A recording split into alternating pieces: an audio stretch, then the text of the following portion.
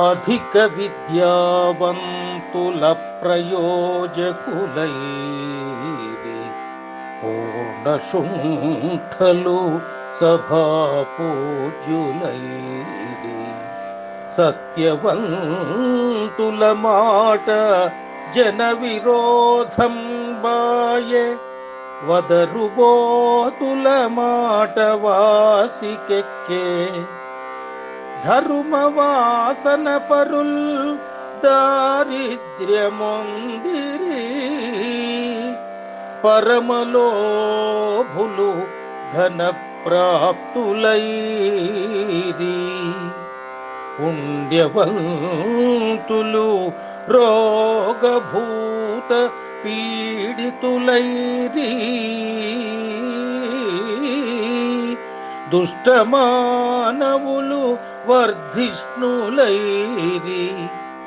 పక్షివాహన మా వంటి భిక్షుకులకు శక్తి లేదాయనిక నీవే దిక్కుమాకు భూషణ వికాస శ్రీధర్మ పురనివాస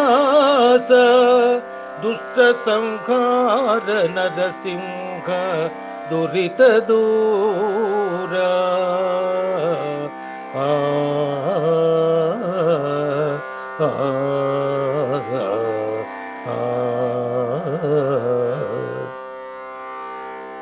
హే ధర్మపురి నివాస, సమాజములో బాగా చదువుకున్నవారు ఎందుకు పనికిరాకుండా పోతున్నారు? తెలివిలేని శుంఠలు సభలో గౌరవించబడుతున్నారు. సత్యం మాట్లాడేవారు ప్రజలకు విరోధులవుతున్నారు. వదరుబోతుల మాటలకు విలువ ఎక్కువైంది. ధర్మముతో జీవించే వాళ్ళు దారిద్ర్యం అనుభవిస్తున్నారు. పిసినారి వారు ధనవంతులవుతున్నారు. పుణ్యాత్ములు రోగాలతో బాధించబడుతున్నారు. దుర్మార్గులు అభివృద్ధి చెందుతున్నారు.